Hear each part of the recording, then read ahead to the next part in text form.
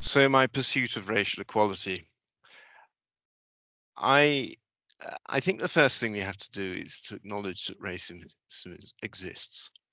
I think a shocking response in some quarters of the World Cup really brings this home. Yet I think there are many, particularly people in my white privileged position, uh, that choose to justify their own position by giving examples of unacceptable attitudes and behaviours in racial groups distant to their own. I realised personally that I was moved forward from the position of saying that I understand racism exists, but I'm not a racist, a position of what I call passive self-justification, to more active and open participation in driving the change in attitude and approach in others that is needed.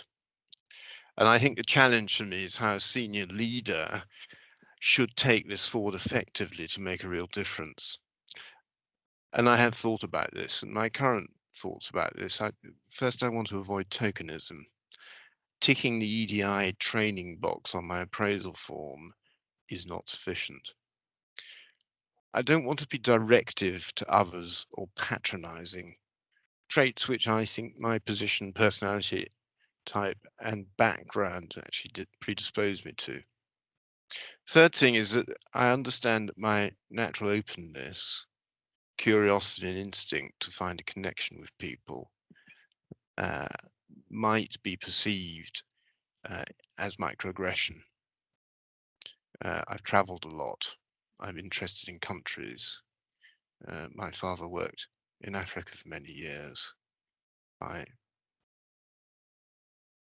first wife was Indian. I have connections around the world, and I don't want my curiosity about that to be misinterpreted. I also want to support people who've been disadvantaged by their personal characteristics. I recognize the emotional impact of discrimination, and I really admire people who are able to share their experiences. So I will listen, I will share and talk about these issues openly going forwards, and I'll challenge with more confidence when I recognize unacceptable attitudes and behaviors. And one of the things I think is really important in this is that it's not all about big demonstrations and making bold statements. There's this concept of incremental gain.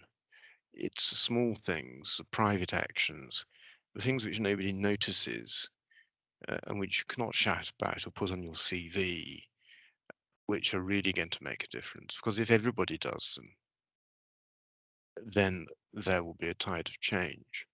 So an example goes back a long way, just as well, to the 80s. When I was a junior doctor, I walked into my consultant's office one day and found his secretary sorting a pile of CVs of people who'd applied for a job.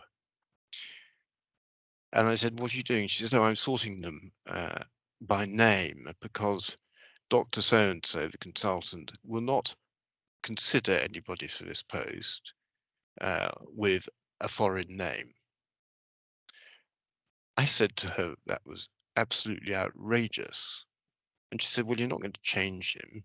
He retires next year." It was a him. Uh, and I took that away and I thought about it. And my action, very small. I always read every application that I went through later in life for jobs. And I never made judgments about people's name. And what was the outcome? Well, a small outcome, but one which is easy to document, is when I retired from clinical practice in a 6-person team, I was the only white male with an English name in the team. We had diversity in the team of all types, and I'm very proud of that.